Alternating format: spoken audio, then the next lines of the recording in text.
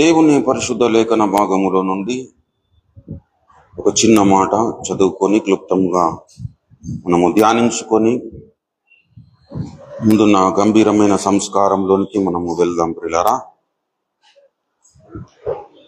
ప్రభు వలలో మనము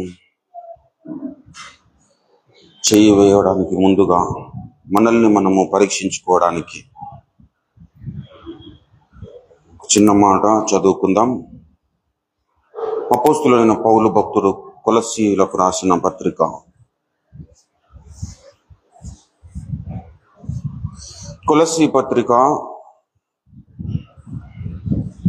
3వ అధ్యాయము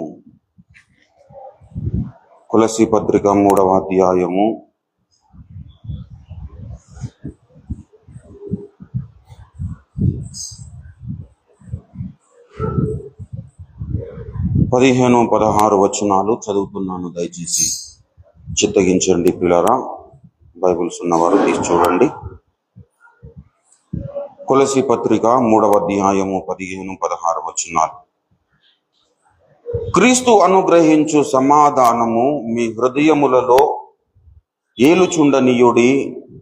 ఇందుకొరకే మీరొక్క శరీరముగా పిలువబడితిరి మరియు కృతజ్ఞులై ఉండుడి. సంగీతములతోనూ కీర్తనలతోనూ ఆత్మ సంబంధమైన పద్యములతోనూ ఒకనికి ఒకడు బోధించుచు బుద్ధి చెప్పుచు కృపాసహితముగా మీ హృదయములలో దేవుని గూర్చి గానము చేయుచు సమస్త విధములైన జ్ఞానముతో క్రీస్తు వాక్యము మీలో సమృద్ధిగా నివసింపనీయుడి. చదవబడిన ఈ పరిశుద్ధ లేఖన భాగమును దేవుడు మన వినికిడిలో ఆశీర్వదించి ఫలింపజేయునుగాక. ఆమేన్. చిన్న మాట ప్రార్థన చేసుకుందాం. ప్రేమ కలిగిన మా ప్రియ పరలోకపు తండ్రి, జీవము కలిగిన మా మిక్కిలి గొప్ప దైవమా, నీ యొక్క మహాకృప చేత గడిచిన దినములన్నీ మా బ్రతుకులలో క్షేమముగా దాటిపోజేసి మరొక నూతన పునరుత్థాన దినమును మా బ్రతుకుల్లో మీరు అనుగ్రహించి ప్రభువా, ఈ ఉదయకాల సమయంలో ఈ చక్కటి వాతావరణంలో ప్రభువా నా తండ్రి అనుకూలమైన పరిస్థితిలో నిన్ను స్తుతించడానికి, నిన్ను ఆరాధించడానికి సంఘముగా మేము ఈ విధంగా సమావేశం అవ్వడానికి మీరు ఇచ్చిన కృపను బట్టి నాయన నీకు వందనాలు, స్తుతులు, స్తోత్రములు చెల్లించుకుంటున్నాం. మా ప్రభువా, కరుణగల మా తండ్రి, ఇంతవరకు నిన్ను పాడి పొగడి స్తుతించడానికి మీరు ఇచ్చిన గొప్ప అవకాశమును బట్టి నీకు వందనాలు, స్తోత్రములు. ప్రభువా, ఈ యొక్క సమయంలో చదవబడిన ఈ యొక్క పరిశుద్ధ లేఖన భాగమును బట్టి నీకు వందనాలు. చదవబడిన ఈ పరిశుద్ధ లేఖన భాగము ద్వారా మాతో మీరు మాట్లాడండి.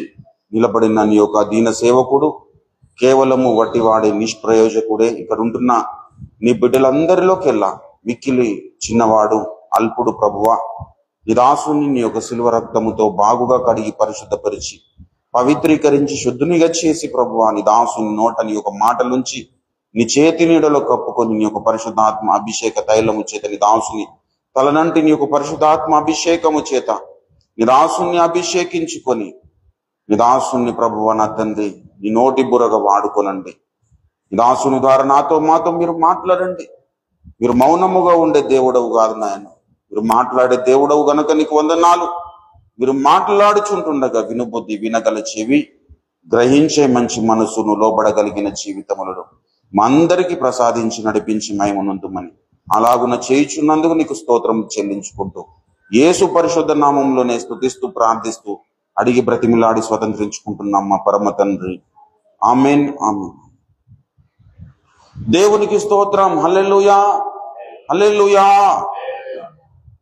ప్రభు నందు నాకు అత్యంత ప్రియమైన దేవుని బిడ్డలారా, చేరవచ్చిన మీ అందరికీ మన ప్రభువును రక్షకుడైన యేసుక్రీస్తు వారి శుభనామమున వందనాలు, కృతజ్ఞతలు, దైవాశీస్సులు తెలియజేస్తా ఉన్నాను.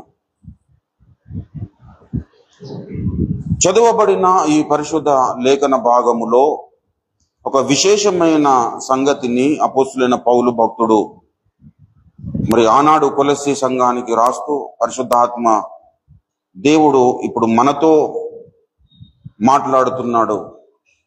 ఏంటి ఆ విషయం అంటే, క్రీస్తు వాక్యము మీలో సమృద్ధిగా నివసింపనీయుడి అన్నాడు. దేవుని గురించి ఒక ఉన్నతమైన అభిప్రాయము మన హృదయాలలో ఉండాలి.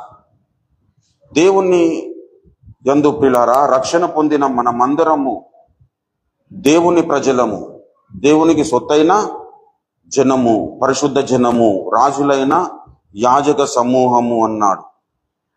మనము దేవుని గురించి ఒక ఉన్నతమైన అభిప్రాయము ఎప్పుడైతే కలిగి ఉంటామో, ఆ ఉన్నతమైన అభిప్రాయము మనము దేవునికి నివాస స్థలములుగా మారడానికి మరి అవకాశాన్ని కలుగజేస్తుంది. దేవుని పట్ల మనకు ఒక శ్రేష్టమైన ఉన్నతమైన అభిప్రాయము ఎప్పుడైతే కలిగి ఉంటామో, అప్పుడు మన జీవితంలో ఏ లోటుపాట్లు ఉన్నాయో ఆ లోటుపాట్లన్నింటినీ దేవుడు సరిచేస్తాడు. హల్లెలూయా. దేవుని గురించి మనకు స్పష్టమైన అభిప్రాయము మనకు ఉండాలి. ఇర్మియా ప్రవచన గ్రంథంలో చెబుతాడు, జ్ఞాని తన జ్ఞానమును బట్టి అతిశయించును, శూరుడు తన శౌర్యమును బట్టి అతిశయించును.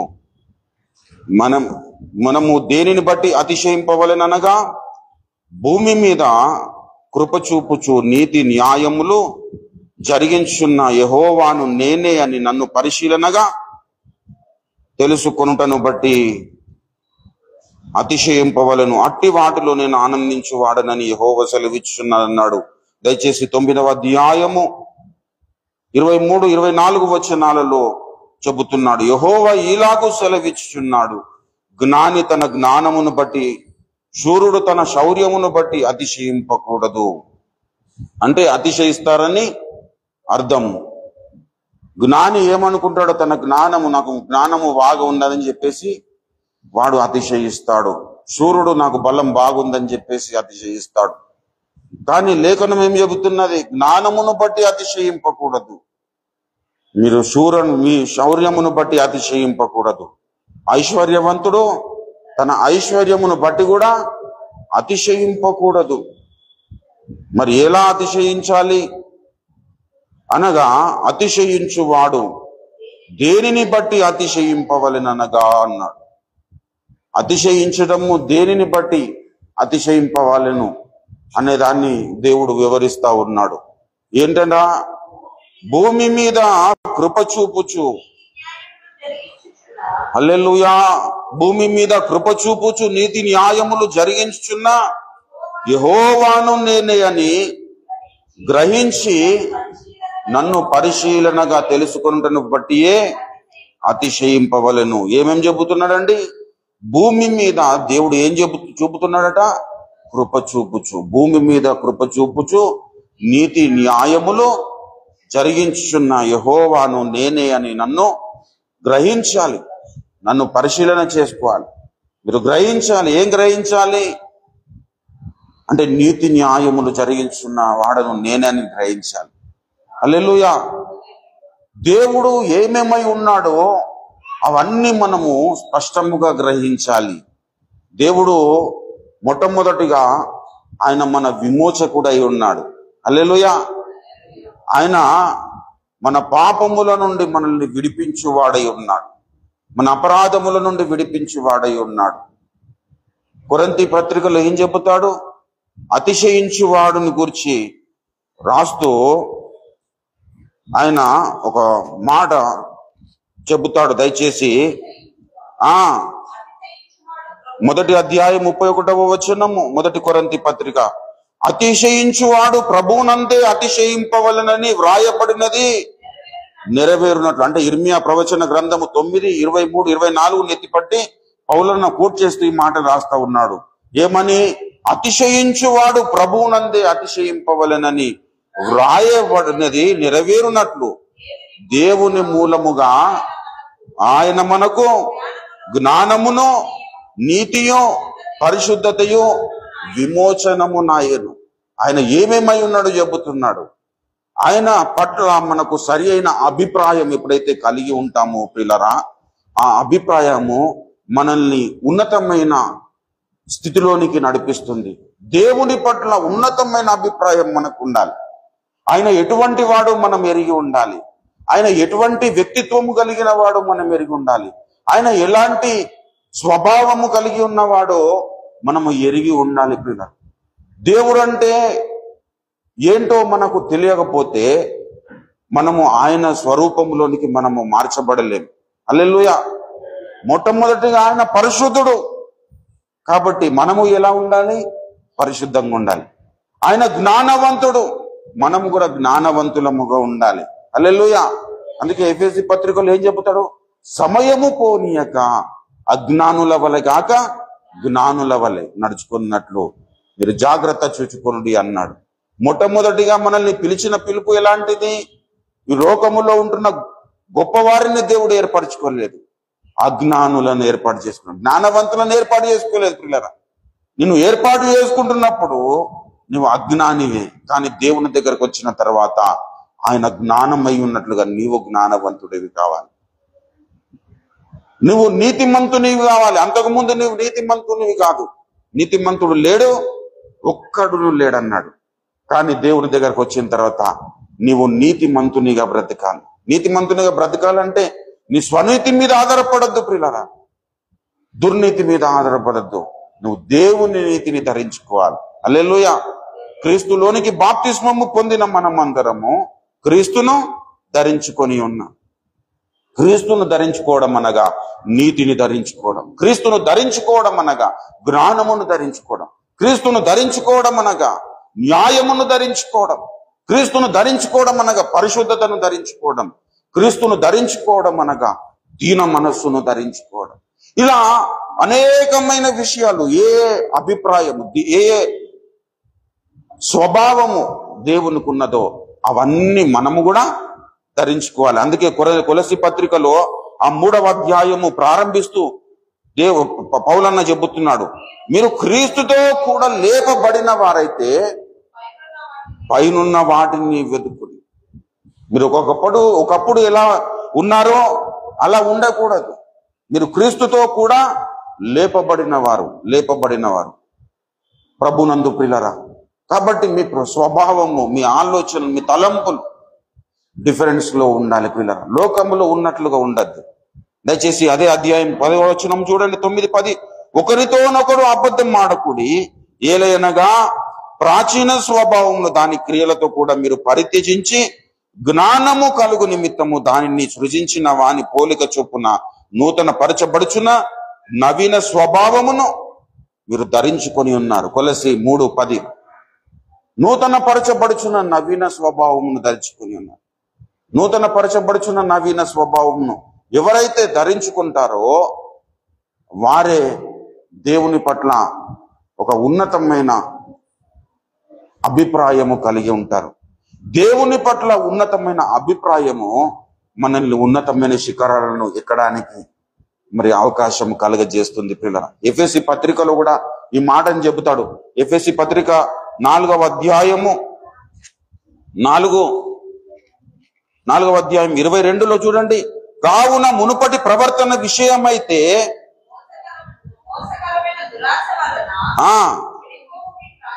చెడిపోవు మీ ప్రాచీన స్వభావమును వదులుకొని మీ చిత్తవృత్తి యందు నూతన పరచబడిన వారై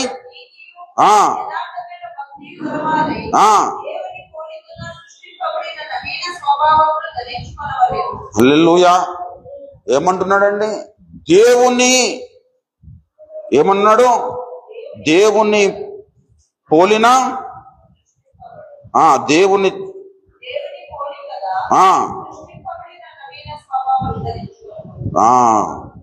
దేవుని స్వభావమును మనము ధరించుకోవాలి పిల్లరా. దేవుని పోలికగా సృష్టింపబడిన నవీన స్వభావమును ధరించుకొనవలెను. అంటే పుట్టినోట్లో ఏం చెబుతున్నాడు? నవీన పురుషుణ్ణి ధరించుకోవాలి.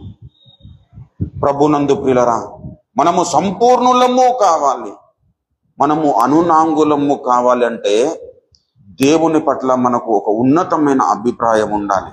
ఆయన వ్యక్తిత్వం ఏంటో, ఆయన స్వభావం ఏంటో, ఆయన లక్షణాలు ఏంటో, దేని పట్ల ఆయన అతిశయిస్తాడు, దేనిని బట్టి ఆయన మనల్ని ఆశీర్వదిస్తాడు, ఇవన్నీ విషయాలు మనము ఎరిగినప్పుడు ఆయనను మనము ఆయన వాక్యము మనలో సమృద్ధిగా నివసించేటట్లుగా మనము తయారవుతాం ప్రియుల. ఇప్పుడు మన దగ్గరకి ఇప్పుడు మన రోడ్డు మీద ఎవరన్నా పోతున్నాను అనుకో, మీరు మా ఇంటికి వచ్చి నివసించండి సమృద్ధిగా అంటామా? ఎవరిని అంటాం?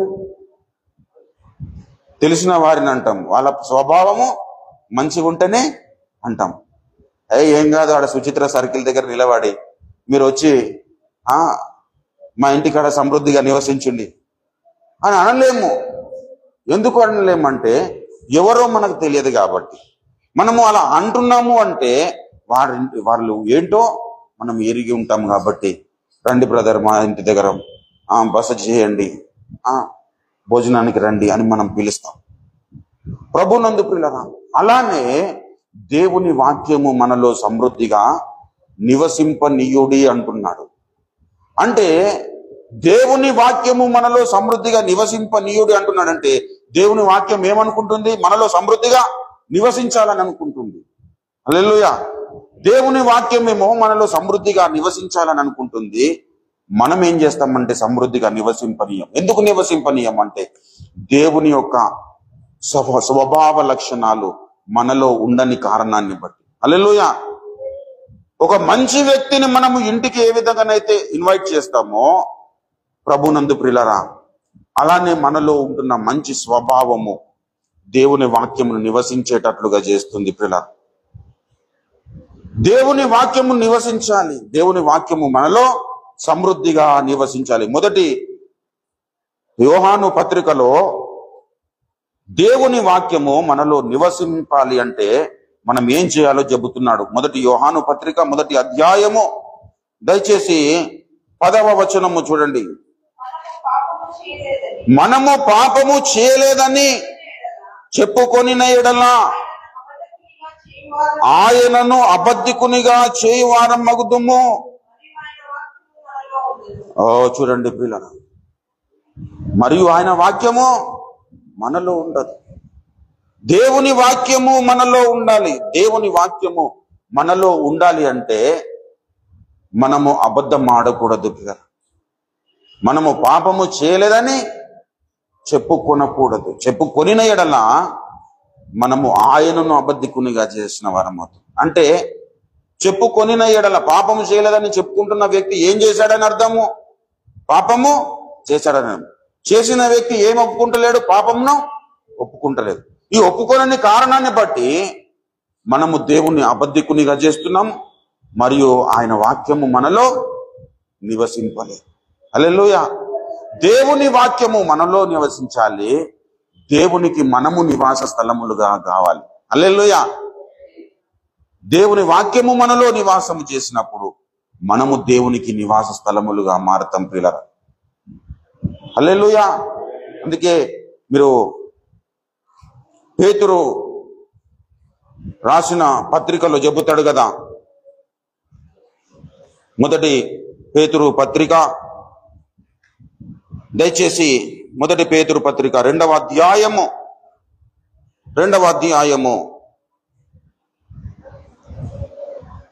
5వ వచనము చూడండి.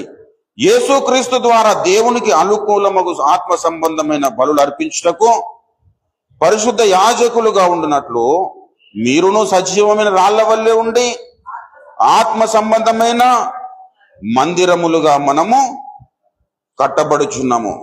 అంటే ఆత్మ సంబంధమైన మందిరములుగా దేవుని కొరకు మనము కట్టబడుచున్నాము అంటున్నాడు. 2వ కొరింథీ పత్రిక 6వ అధ్యాయములో చూడండి. 2వ కొరింథీ పత్రిక 6వ అధ్యాయంలో కూడా ఇదే మాటను పౌలు భక్తుడు చెబుతున్నాడు. 6వ అధ్యాయము దయచేసి 18 నుంచి చదువుదాం. మనము జీవము గల దేవుని ఆలయమై ఉన్నాము, అందుకు దేవుడు ఇలాగు సెలవిచ్చున్నాడు, నేను వారిలో నివసించి సంచరింతును, నేను వారి దేవుడనయ్యుందును, వారు నా ప్రజలయ్యుందురు.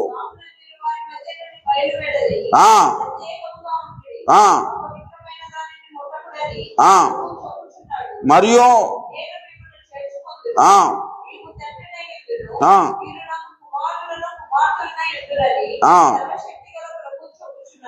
దేవుని నామానికి మహిమ కలుగును గాక. హల్లెలూయా. దేవుడు మనలో ఏం చేస్తాడట? నివసిస్తాడట, సంచరిస్తాడట. మరియు ఆ దేవుడు ఏం చేస్తాడ? మనకి నేను వారికి దేవుడనై ఉందును, వారు నా ప్రజలై ఉందురు అని చెబుతున్నాడు. దేవునికి మనము ప్రజలము అయితే మనము ఎలా ఉండాలంటే 15లో చెబుతున్నాడు, క్రీస్తునకు బెలియాలతో ఏమి సంబంధము? విశ్వాసికి అవిశ్వాసితో విశ్వాసికి పాలెక్కడిది? దేవుని ఆలయములకు విగ్రహములతో ఏమి పొందిక? మనము జీవము గల దేవుని ఆలయమై ఉన్నాం. అంటే జీవము గల దేవుని ఆలయమై ఉన్న మనము విగ్రహములతో మనకు ఉండకూడదు ప్రియులారా. దేవుని ఆలయమై ఉన్న మనము బెలియాలతో సంబంధము కలిగి ఉండదు. బెలియాలు అనగా సాతానుతో సంబంధం కలిగి ఉండదు. లోకనాథునితో మనము సంబంధము కలిగి కూడదు ప్రియులారా. ప్రభునందు ప్రియులారా, ఇదే మాటను యాకోబు పత్రికలో కూడా 3వ అధ్యాయంలో చెబుతాడు. ఒక జల నుండి మంచి నీరును చేదు నీరును రావు కదా అంటాడు. యాకోబు పత్రిక 3వ అధ్యాయము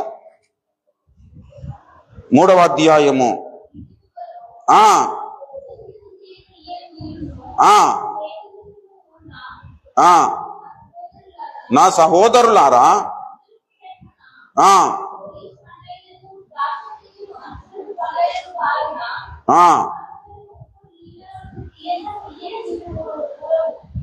చూడండి ప్రియులారా, అటువలనే ఉప్పు నీళ్ళలో నుండి తీయని నీళ్ళు ఊరవు. ప్రభునందు ప్రియులారా, ఒక జల నుండి చేదు నీరు రావు, మంచి నీరు రావు, ఏదన్నా ఒకటే వస్తుంది. కాబట్టి మనము క్రీస్తు సంబంధులము అయితే మనము ఏం చేయాలి? దేవుని వాక్యము మనలో సమృద్ధిగా నివాసము చేయాలి. దేవుని వాక్యము మనలో సమృద్ధిగా నివాసము చేయాలి అంటే ప్రభునందు ప్రియులారా, దేవుని గూర్చిన సరి అయిన అవగాహన మనకు ఉండాలి, సరైన అభిప్రాయము మనకు ఉండాలి. నేను అన్యాయస్తుడను, కానీ నా దేవుడు న్యాయవంతుడు. ఈ అన్యాయస్తుడనైన నేను న్యాయవంతునిగా మారడానికి దేవుడు నన్ను పిలిచాడని నీవు స్థిరంగా నమ్మగలగాలి. న్యాయముగా నడుచుకోవడానికి నీవు ప్రయాసపడుతూ ఉండాలి. హల్లెలూయా. ఈ లోకములో ఆదాము పిల్లలమైన మనమందరము తప్పిపోయిన వారము, దేవునికి శత్రువులము, అపరాధముల చేత పాపముల చేత చచ్చిన స్థితిలో ఉన్న వారము. ఈ పరిస్థితిలో దేవుడు లేని పరజనులముగా ఉన్న వారము. ఈ పరిస్థితిలో ఉంటున్న మనందరిని దేవుడు ఏం చేశారంటే ఆయన కృపచేత మనల్ని రక్షించారు. ఈ రక్షణ పొందిన వెంటనే మనలో ఉంటున్న పాత స్వభావం అంతా డైరెక్ట్ గా చేంజ్ కాదు ప్రియుల. అది చేంజ్ కావాలంటే చేంజ్ అవ్వడానికి మనము ప్రయాస పడుతూ ఉండాలి. హల్లెలూయా. మారు మనసు పొందుతూ ఉండాలి. దేవుడు ఏ విషయాల్లో మనతో మాట్లాడుతున్నాడో ఆ విషయాల్లో మనము సరిచేయబడుతూనే ఉండాలి. ఈ లోకములో ఉన్నంత కాలము దేవుని చేత మనము ఉపదేశింపబడుతూనే ఉండాలి. దేవుని చేత ఏదో ఒకటి నేర్చుకుంటూనే ఉండాలి, సరిచేయబడుతూనే ఉండాలి పిల్లరా. దేవుని చేత మనము దిద్దుబాటు చేసుకుంటూనే ఉండాలి. అలా ఎవరైతే చేసుకుంటారో ఒక దినాన మనము న్యాయవంతులముగా మనం తయారు కాగలుగుతాం, యథార్థవంతులముగా తయారు కాగలుగుతాం, పరిశుద్ధులముగా తయారు కాగలుగుతాం. ఇలా తయారు కావాలి అంటే మనలో సమృద్ధిగా దేవుని వాక్యం నివసింపాలి. హల్లెలూయా. దేవుని వాక్యం ఏం చెబుతున్నదో మనము సరి అయిన అభిప్రాయముతో మనము వాక్యాన్ని అంగీకరించాలి. భూమి మీద కృప చూపుచు నీతి న్యాయములో జరిగించున్న యెహోవాను నేనే అని నన్ను ఏం చేయమన్నాడు? పరిశీలనగా నేనే అని గ్రహించి పరిశీలనగా తెలుసుకోమన్నాడు. ఆయన ఎటువంటి వాడో మనము గ్రహించాలి. ప్రభునందు ప్రియులరా, మనము ఆదివారమున దేవుని సన్నిధానానికి వస్తాం. దేవుని సన్నిధానానికి వచ్చినప్పుడు మనము పరిశుద్ధులముగా రావచ్చు, కొంత అపవిత్రతతో కూడా రావచ్చు. ఈ వచ్చిన పరిస్థితుల్లో దేవుడు ఎలా నా పట్ల ప్రవర్తిస్తాడో ఈ పరిస్థితిని కూడా నీవు సరి అయిన అవగాహన కలిగి ఉండాలి పిల్లలు. దేవుని సన్నిధానానికి వచ్చాము, ఏదో వాక్యం విన్నాము, నేర్చుకున్నాం, వెళ్ళిపోయాం అన్నది కాదు. దేవుని వాక్యమును మనలో సమృద్ధిగా నివసింప చేసుకునే పరిస్థితిని మనము కలుగజేసుకొని ఇక్కడ నుండి బయటకు వెళితే మనము ఆశీర్వదింపబడతాం ప్రియులారా. దేవుని వాక్యమును సమృద్ధిగా నివసింపని కారణాన్ని బట్టే లోకములో అనేకమైన భిన్నమైన బోధలు వచ్చేసాయి. ప్రభునందు ప్రియులారా, దేవుని నీతిని స్థాపింపడానికి పూనుకొనక తమ స్వనీతిని స్థాపింపడానికి పూనుకొనిచున్న కార్యక్రమం జరుగుతూ ఉంది. వాక్యం చెబుతున్నప్పుడు చాలా మంది నేను పలానా చెప్పుకుంటున్నారు, కానీ దేవుడు పలానా అని చెప్పలేకపోతున్నారు. మా గొప్ప సంఘం అని చెప్పుకుంటున్నారు కొంతమంది. అవును, గొప్ప సంఘం అయితే మంచిదే, కానీ నీ వ్యక్తిత్వం ఏంటి, నీ స్వభావం ఏంటి, క్రీస్తు వాక్యము సమృద్ధిగా నీలో నివాసము చేస్తున్నదా అనే గ్రహింపు, నీవు ఒక దేవునికి మందిరముగా మార్చబడ్డవా అనే ఆలోచన నీలో లేకపోతే నువ్వు ఎంత మంచి ఉన్నతమైన సంఘములో ఉన్నా వ్యర్థం ప్రియుల. హల్లెలూయా. ఈనాడు ప్రభునందు ప్రియులరా, అనేకులకు ఉన్న తలంతుల కంటే మనకున్న తలంతులు చాలా ఉన్నతమైనవి. అనేకులు బోధింపబడుతున్న దానికంటే ఉన్నతమైన బోధ మనం ఇక్కడ వింటున్నాం. అయితే క్రీస్తు వాక్యం సమృద్ధిగా మనలో నివాసం చేస్తుందని మనము స్వపరీక్ష చేసుకోవాల్సిన అవసరం ఉంది. క్రీస్తు వాక్యము సమృద్ధిగా మనలో నివాసం చేస్తే మనలో ఎటువంటి లక్షణాలు ఉంటాయని చెప్తున్నాడు 15లో చూడండి. కొలసి మూల వాక్యములో, క్రీస్తు అనుగ్రహించు సమాధానము మీ హృదయములో ఏలుచుండనీయుడి అన్నాడు. హల్లెలూయా. క్రీస్తు అనుగ్రహించు సమాధానము మన హృదయములో నిరంతరం ఏలుతా ఉన్నాడు. ఎందుకంటే ఆయన సమాధానకర్త. ఆ సమాధానము మన హృదయంలో నిరంతరం ఏలుతూ ఉండాలి, మన జీవితాలలో ఏలుతూ ఉండాలి. ఈనాడు ఒకరికి పట్ల ఒకరికి సరి అయిన అభిప్రాయాలు ఉండాలి, ఒకరి పట్ల ఒకరికి ద్వేషాలు, మమతలు, విమతములు, మత్సరములు, కలహములు, భేదములు ఎందుకు? నువ్వు క్రీస్తు సమాధానము నీలో మీ హృదయములో నివసిస్తే నీవు మత్సరమును ఎలా కలిగి ఉంటావు, భేదములు ఎలా కలిగి ఉంటావు, విమతములు ఎలా ఉంటాయి? ప్రభునందు ప్రియమైన దేవుని బిడ్డలా, మనం కలిగి ఉండాలి, భేదము కలిగి ఉండాలి. దుష్టునితో మనకు భేదం కలిగి ఉండాలి, కానీ క్రీస్తు సంబంధులతో మనం భేదం కలిగి ఉండదు. ఇది దురవస్థకు కారణమవుతుంది. దేవుని పట్ల మనకు సరి అయిన అవగాహన మనం కలిగి ఉన్నప్పుడు, ఆయన ఎటువంటి వాడో, ఏం ఎక్స్పెక్ట్ చేస్తా ఉన్నాడో మనలో నుండి, అది మనము గ్రహించినప్పుడు మనము సమాధానమును కోరుకోగలుగుతాము. క్రీస్తు అనుగ్రహించు సమాధానము మన హృదయములో ఏలుచుండనిస్తాం ప్రియుల. క్రీస్తు అనుగ్రహించు సమాధానము మీ హృదయములో ఏలుచుండనీయుడు అంటే దేవుని సమాధానము మన హృదయాన్ని ఏలాలి. హల్లెలూయా. నీ ద్వేషము నిన్ను ఏలొద్దు. ప్రభునందు ప్రియులారా, ఒకరి పట్ల ఒకరు మిక్కటమైన ప్రేమ కలిగి ఉండాలి. పాత నిబంధన కాలంలో అనేకమైన ఆజ్ఞలు ఉన్నాయి, కానీ నూతన నిబంధనలో ఉంటున్న మనకు ఒకటే ఒక ఆజ్ఞ. ఇది అన్నింటినీ కలిగి ఉన్న ఆజ్ఞ ఏంటో తెలుసా? నిన్ను వలె నీ పొరుగు వారిని ప్రేమించు. హల్లెలూయా. ఈ ఒక్క ఆజ్ఞను బట్టే మనము దేవునికి ప్రియులముగా మారిపోతాం. ప్రియుల, నిన్ను నీవు ఎలా ప్రేమించుకుంటావో, నీవు ఏవేవి నాకు కావాలి అని కోరుకుంటావో అదే విషయాన్ని నీవు ఇతరుల ఎడల చూపించగలగాలి. నన్ను అందరూ గౌరవించాలని అని అనుకుంటాం కదా, మంచి అభిప్రాయమా కాదా? నేనైతే అనుకుంటాను నన్ను అందరు గౌరవించాలి. ఆ గౌరవించాలని అనుకుంటున్న క్రమంలో అందరినీ గౌరవించే పరిస్థితుల్లో నేను ఉంటాను. హల్లెలూయా. అందరి చేత నేను ప్రేమించబడాలనుకుంటాం. సైలెంట్గా ఉండనే బెట. అందరి చేత నేను ప్రేమింపబడాలని కోరుకుంటాను. అదేవిధంగా అందరిని ప్రేమించాలన్న కోరిక మనలో ఉండాలి. ఎలాంటి ప్రేమ? క్రీస్తు ప్రేమ కలిగి ఉండాలి. ఆదాము ప్రేమ కాదు ప్రియులరా. ఆదాము పిల్లలకున్న ప్రేమ మనం కలిగి ఉండద్దు. దేవునికి ఉన్న ప్రేమ. దేవుడు లోకమును ప్రేమించి తన అద్వితీయ కుమారుని యందు విశ్వాసం ఉంచు ప్రతివాడు నశింపక నిత్య జీవము పొందునట్లు ఆయన అనుగ్రహించాడు. దేవుడు లోకమును ఎంతో ప్రేమించి తనకు ఇష్టడైన కుమారుని లోకమును కొరకిచ్చాడు. అయితే నీవు ఇతరుల పట్ల అలాంటి ప్రేమని కనపరచాలి, అలాంటి వ్యక్తిత్వంని కనపరచాలి. నిన్ను వలే నీ పొరుగు వారిని అన్నాడు. నిన్ను వలే నీ పొరుగు వారి. ఏదైనా పొరపాటు జరిగినప్పుడు, ఏదైనా మానవులం కాబట్టి ఏదైనా పొరపాటు చేస్తాం అనుకో, చేసినప్పుడు నన్ను క్షమించి ఉంటే బాగుండు.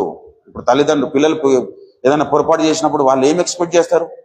మా నాన్న కొట్టకుంటే బాగుండు, మా అమ్మ కొట్టకుంటే బాగుండు అని అనుకుంటారా అనుకోరా?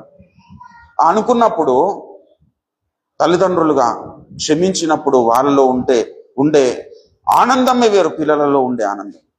అట్లనే ప్రభునందు పిల్లరా, మనము ఎవరి నుంచి అయితే నన్ను క్షమించి ఉంటే బాగుండు అని అనుకుంటామో, ఇతరులు క్షమించే ఉన్నతమైన వ్యక్తిత్వము మనలో ఉండాలి. అలా ప్రతి విషయాన్ని తీసుకున్నాలి పిల్లరా. నా ఎడల యథార్థముగా ప్రవర్తించాలని మనము ఎప్పుడైతే ఇతరుల పట్ల మనం కోరుకుంటామో, ఇతరుల పట్ల కూడా మనము యథార్థంగా ప్రవర్తించాలి. ఇతరులు నన్ను ఏమనొద్దని మనం కోరుకుంటాం కదా, అట్లనే మనం కూడా ఇతరులను ఏమనొద్దు. ఇతరులు నాకు తీర్పు తీర్చేది అనుకుంటాం కదా, మనం కూడా ఇతరులకు తీర్పు తీర్చేద్దాం. ఇతరులు నా పట్ల ఏ విధంగా ఉండాలని మనం ఎక్స్పెక్ట్ చేస్తామో ప్రభునందు ప్రియులారా, అది అంతకంటే ముందుగానే నీవు వారి పట్ల నువ్వు జరిగించినప్పుడే క్రీస్తు యొక్క సమాధానము నీ హృదయములో ఏలుతుంది ప్రియుల. ఈనాడు క్రైస్తవ సమాజము క్రైస్తవులమని చెప్పుకొనొచ్చు, క్రీస్తు అనుగ్రహించే సమాధానము వారి హృదయాలను ఏడలడము లేదు ప్రియుల. కక్షలు ఏలుతున్నాయి. హల్లెలూయా. ప్రతి ఆదివారం బాప్తిస్మం తీసుకుంటాడు, బల్ల తీసుకుంటాడు, ప్రతి ఆదివారము సహవాసంలో ఉంటాడు. కానీ కక్షణతో నిండి ఉన్న హృదయాలు కలిగి ఉన్న క్రైస్తవ సమాజాన్ని బట్టి దేవుడు దుఃఖపడుతున్నాడు.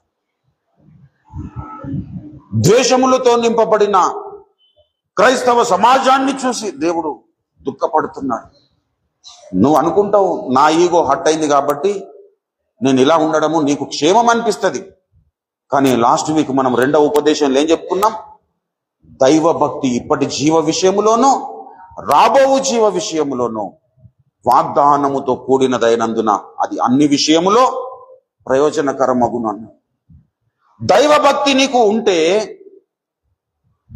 ప్రభునందు ప్రియులరా, నీవు ఇతరులను ద్వేషించేది. నువ్వు ద్వేషించే ఒకడే వాడు అన్యాయస్తుడు, దుష్టుడు, దుర్మార్గుడు, సాతాను సంబంధులను నువ్వు ద్వేషిస్తావు. కానీ నిష్కారణంగా ఈనాడు క్రైస్తవ సమాజమును యథార్థమైన భక్తి పరులను కొంతమంది ద్వేషిస్తూ ఉన్నారు. మన నాయకుడు అపోస్తలుడు అద్దంకి రంజిత్ ఓఫిరయ్య గారు అనేకుల చేత ద్వేషింపబడుతున్నాడు. ఎందుకో? నిష్కారణముగా. హల్లెలూయా. ఆనాడు దావీదు భక్తుడు కూడా అలా ద్వేషింపబడ్డాడు. 38వ అధ్యాయంలో ఏం చెప్తాడు? నా శత్రువులు చురుకైన వారును బలవంతులై ఉన్నారు, నిర్హేతుకముగా నన్ను ద్వేషించువారు అనేకులు, లెక్కకు నా తల వెంట్రుకలను మించినారన్నాడు. ప్రభునందు ప్రియులారా, నిష్కారణమైన ద్వేషము సాతాను యొక్క లక్షణము ప్రియులారా. మనము దేవునికి దగ్గరగా నివాసము చేస్తున్నప్పుడు దుష్టుడైన అపవాది మనల్ని నిష్కారణంగా ద్వేషింపబడేటట్లుగా చేస్తారు. ప్రభునందు ప్రియులారా, కానీ లేఖనం ఏం చెబుతున్నది? పౌలన్న ఏం చెబుతున్నాడు? కొలసి సంఘముతో క్రీస్తు అనుగ్రహించు సమాధానము మీ హృదయములో ఏలుచుండనీయుడి. అంటే ఏలుచుండనీయుడు అంటే ఏలనిస్తలేరు మీరు అని అర్థం. ఏలుచుండనీయుడు అంటున్నాడు అంటే ఏలడము వలన మీకు ప్రయోజనం అని అర్థం. ఏలుచుండనీయుడు అంటున్నాడు అంటే ఏలడము వలన మీరు దేవుని పోలికగా మార్చబడతారని అర్థం. హల్లెలూయా.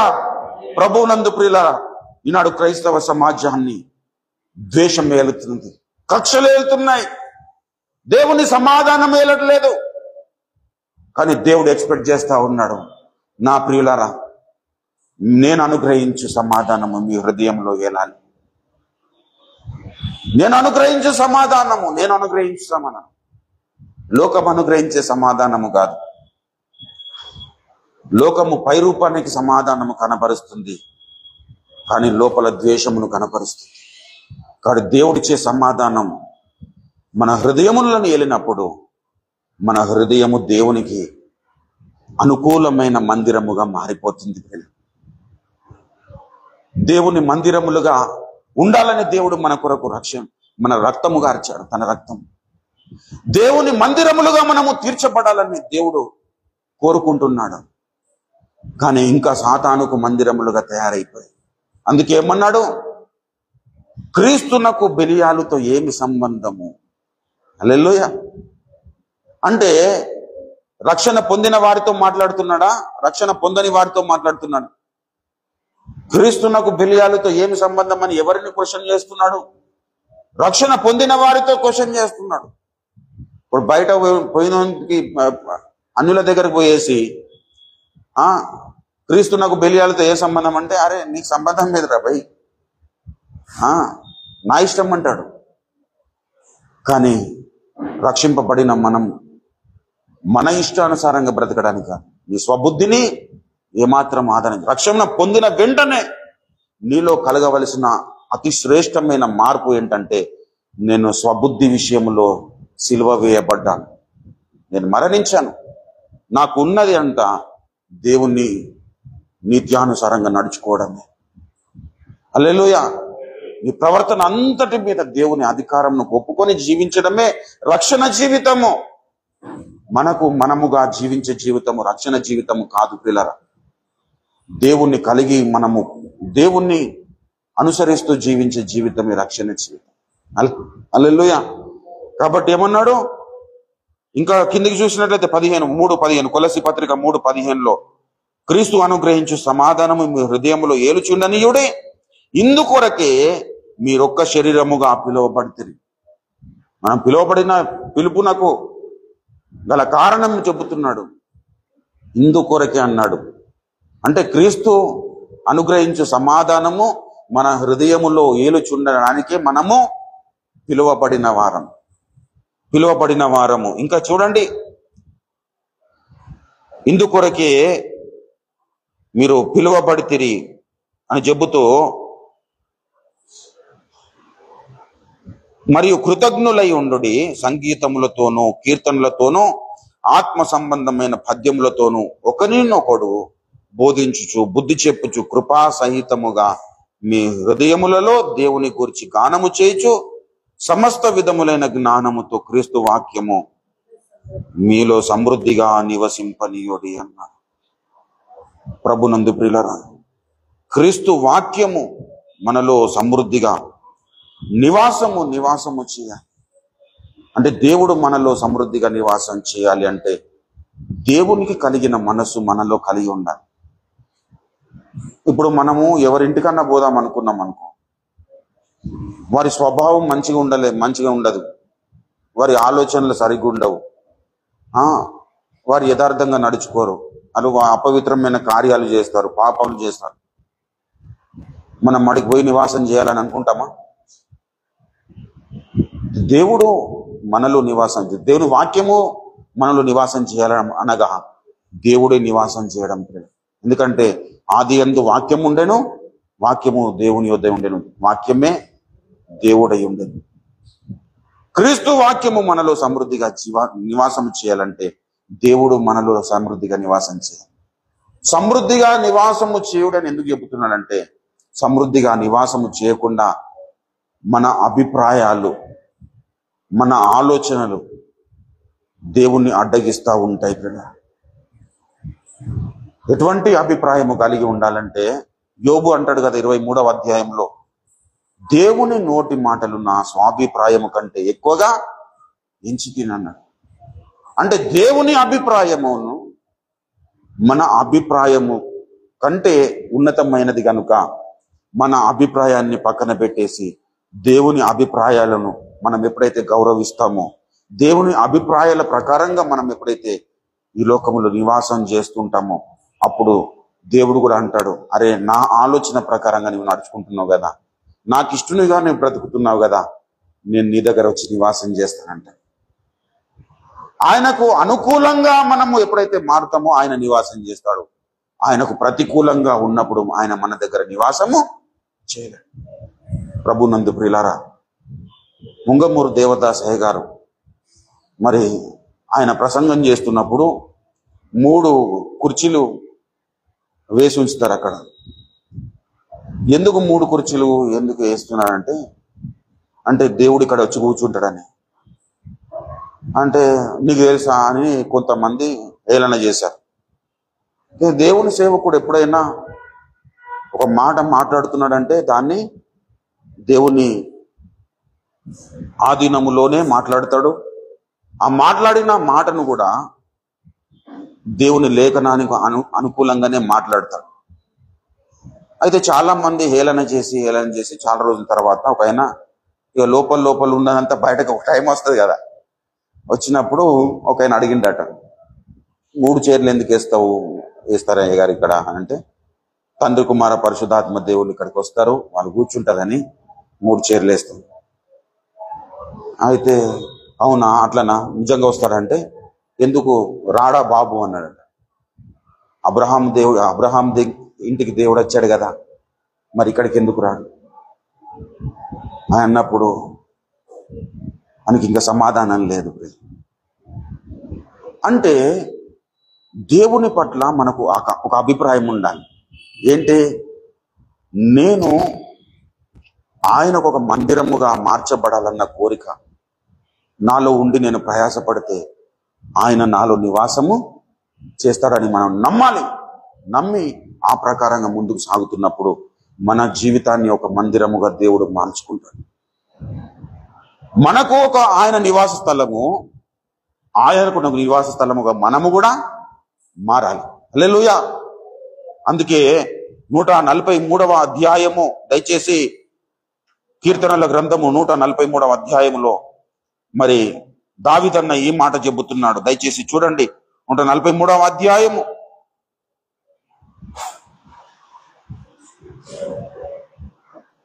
దయచేసి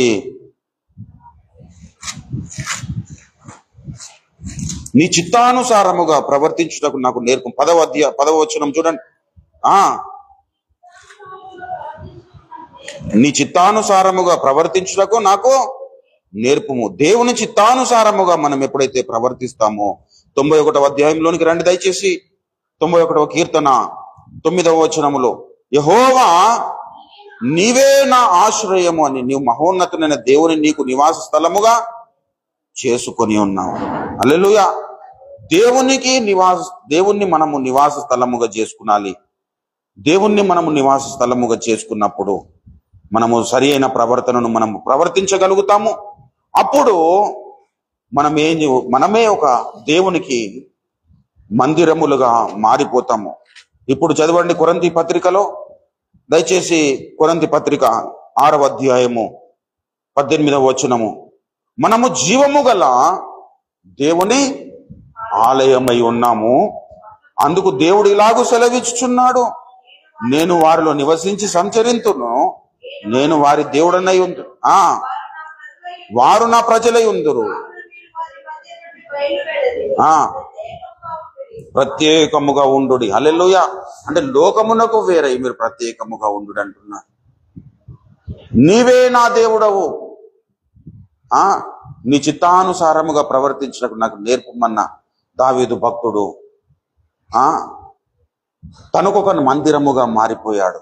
91వ అధ్యాయంలో మోషే చెప్తాడు, మాకు నివాస స్థలముగా చేసుకుని నీవే మా ఆశ్రయము అని, నీవు దేవుడైన యెహోవాను నీకు నివాస స్థలముగా చేసుకుని ఉన్నావు.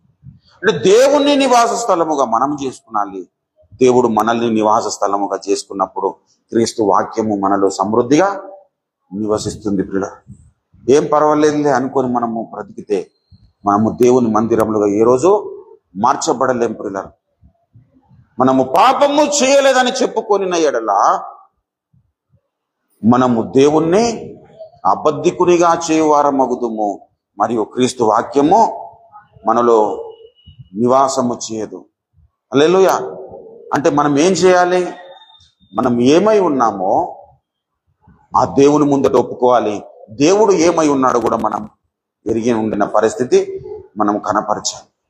దేవుడు ఏమై ఉన్నాడు అంటే మనం ఒకటి చెప్పాల్సిన విషయం ఏంటంటే, నా యొద్దకు వచ్చి వారిని ఎంత మాత్రమును త్రోసివేయను. హల్లెలూయా. దేవుని దగ్గరికి మనం వచ్చాము అంటే నన్ను త్రోసివేయడని మనం నమ్మాలి. అదేవిధంగా ఒప్పుకున్న ప్రతి పాపము నుండి మనల్ని విడిపించి పరిశుద్ధులనుగా చేస్తాడని మనం నమ్మాలి. హల్లెలూయా. కానీ మనం పాపం చేయలేదని మనం చెప్పుకుంటే మనల్ని మనమే మోసపుచ్చుకున్న వారం అవుతాము. మన దేవుణ్ణి అబద్ధికునిగా చేసిన వారం అవుతాము. మరలా ఏమన్నాడు? క్రీస్తు వాక్యము మనలో నివసించదు అన్నాడు. కాబట్టి దోషములను మనము ఒప్పుకొని విడిచిపెట్టాలి. అప్పుడు దేవుని వాక్యము మనలో నివాసం చేస్తుంది కదా. దేవుని వాక్యం మనలో సమృద్ధిగా నివాసం చేయాలంటే దేవుని యొక్క స్వభావమును మనము ధరించుకోవాలి. ఆ స్వభావమును ధరించుకుంటూ ధరించుకున్న స్వభావమును నిరంతరము కాపాడుకుంటూ మనం ముందుకు సాగడమే మన జీవితానికి ఉన్న ఒక ప్రధాన గురిగా మనం ముందుకు సాగాలి. ప్రియులారా, క్రీస్తు అనుగ్రహించు సమాధానము మన హృదయములను ఏలుచుండనీయుడి అన్నాడు. క్రీస్తు అనుగ్రహించు సమాధానమును మన హృదయంలో ఏలుతున్నప్పుడు మనము క్రీస్తునకు ఒక మందిరములుగా మార్చబడతాం. క్రీస్తు దేవుడు అనుగ్రహించాలనుకుంటున్నాడు సమాధానము, కానీ నాకు అదొద్దు అని అనుకుంటే మనము దేవునికి మందిరములుగా ఏ రోజు తయారు కాలేదు. ఆదాము హవ్వలు పాపం చేశారు. పాపం చేసిన తర్వాత ఆదాము దేవుడు అడిగాడు, ఆదాము నువ్వు ఎందుకు ఈ పాపం చేశావంటే ఆదాము ఏం చెప్పాడు? నీవు నాతో కూడా ఉండుటకు ఇచ్చిన ఈ స్త్రీనే నాకు తీసుకొచ్చి ఇచ్చింది కాబట్టి నేను తిన్నాను అన్నాడు. ఆ స్త్రీని అడిగాడు. స్త్రీని అడిగినప్పుడు ఏమన్నది? సర్పము నన్ను మోసపుచ్చింది కనుక నేను తిన్నాను అంటే యథార్థత లేదు. అయితే ఆదాము పిల్లలముగా ఈ స్వభావము మనకు ఉండొద్దు పిల్ల. ఒకటి అవిధేయత వలన అనేకులు పాపముగా చేయబడ్డారు. అయితే ఒకటి విధేయత వలన ఆ పాపులైన అందరూ పాపము నుండి విడిపింపబడుతూ ఉన్నారు. హల్లెలూయా. ఒకని అవిధేయత అంటే ఆదాము అవిధేయత. మొదటి ఆదాము అవిధేయత మనల్ని పాపంలోనికి నడిపించింది. కడపటి ఆదామైన యేసునాథుని ఒక రక్తము మనల్ని పరిశుద్ధతలోనికి నడిపిస్తుంది, దేవునికి కుమారునిగా చేస్తుంది. కాబట్టి కడపటి ఆదామైన యేసునాథుని మనస్సు మనము కలిగి ఉండాలి. కడపటి ఆదామైన యేసు స్వభావం మనకు ఉండాలి. కడపటి ఆదామైన యేసు యొక్క లక్షణాలు మనము కలిగి ఉన్నప్పుడు ప్రభునందు ప్రియులారా దేవుడు మనలో నివాసం చేస్తాడు. అలా నివాసము చేసే పరిస్థితిని మనము కలిగి ఉండడానికి మనల్ని మనం ఒకసారి పరీక్షించుకొని తెలుసో తెలియకనో మనము తప్పిపోయిన ప్రతి పరిస్థితి నుండి ప్రభువా పలానా విషయంలో నేను పొరపాటు చేశాను, దయతో నన్ను క్షమించండి, నీ రక్తముతో నన్ను కడగండి అని పశ్చాత్తాపడుతూ దేవుని సన్నిధానంలో మనల్ని మనము విమర్శించుకున్న ఎడల మనము తీర్పు పాలు కాము. మరియు ఆయన రక్తము ప్రతి పాపము నుండి మనల్ని కడిగి పరిశుద్ధులనుగా చేస్తుంది. కాబట్టి అందరము మోకరిద్దాం ప్రియులారా. మనల్ని మనము స్వపరీక్ష చేసుకొని మనము దేవునికి మందిరములుగా, దేవునికి నివాస స్థలములుగా మనం మార్చబడడానికి ముందుకు సాగుదాం. దేవుడికి వాక్యమును మన హృదయాలలో నీరు కట్టి ఫలింపజేసి మహిమనందును గాక. ఆమేన్. రండి ప్రియులారా, మనం ప్రార్థన చేసుకుందాం.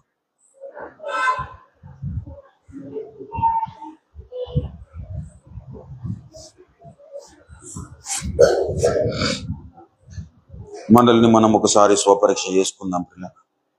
ఇది స్వపరీక్ష సమయం గనుక ఎవరు కూడా నిర్లక్ష్యముగా ఉండకండి.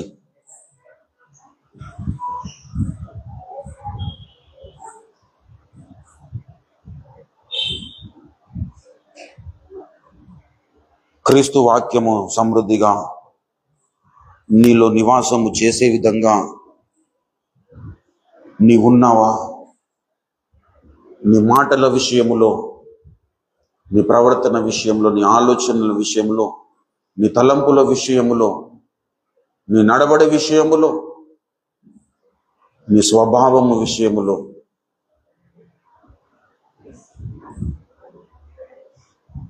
నీ పరిస్థితులన్నింటినీ ఒకసారి స్వపరీక్ష చేసుకో. ప్రియ సహోదరి సహోదరుడా, విన్న వాక్య ప్రకారంగా మనము దేవుని సంబంధులమైతే బెలియాలుతో మనం ఇంకా సంబంధం కలిగి ఉండడానికి వీల్లేదు. ఒక జల నుండి చేదు నీరు, మంచి నీరు రావు కదా అన్నాడు.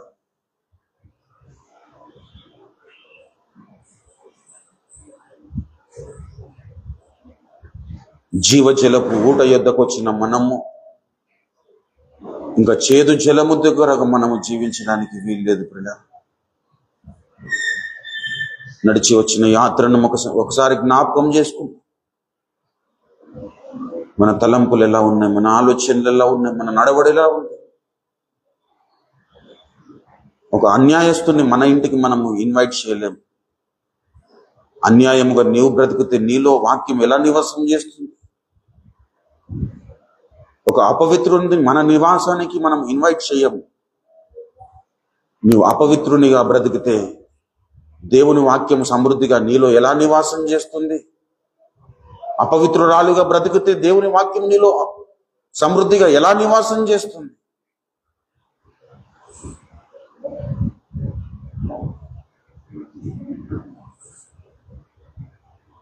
క్రీస్తు అనుగ్రహించే సమాధానము నీ హృదయంలో ఏలకపోతే క్రీస్తు వాక్యము నీలో సమృద్ధిగా ఎలా నివసింపగోరుతుంది?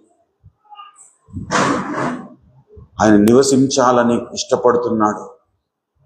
క్రీస్తు వాక్యము సమృద్ధిగా మీలో నివసింపనీయుడి అంటున్నాడు. అంటే నివసించడానికి మనమే ఆటంకాలుగా ఉన్నాం. నివసించకపోవడానికి గల ఆటంకము మనమే ప్రియుల. మన అభిప్రాయాలే, మన తలంపులే, మన ఆలోచనలే, మన నడతలే, మన క్రియలే. మనము ఇంత దురావస్థ స్థితిలో ఉండడానికి గల కారణం ఆనాడు యోబులాగా దేవుని మాటలను మన అస్వాభిప్రాయము కంటే ఎక్కువగా ఎంచకపోవడమే. మన ఉన్న అభిప్రాయాల కంటే దేవుని అభిప్రాయము చాలా ఉన్నతమైనది. ఆకాశమునకు భూమికి ఎంత ఎడమో మన ఆలోచనలకు దేవుని ఆలోచనలకు అంత ఎడమున్నది.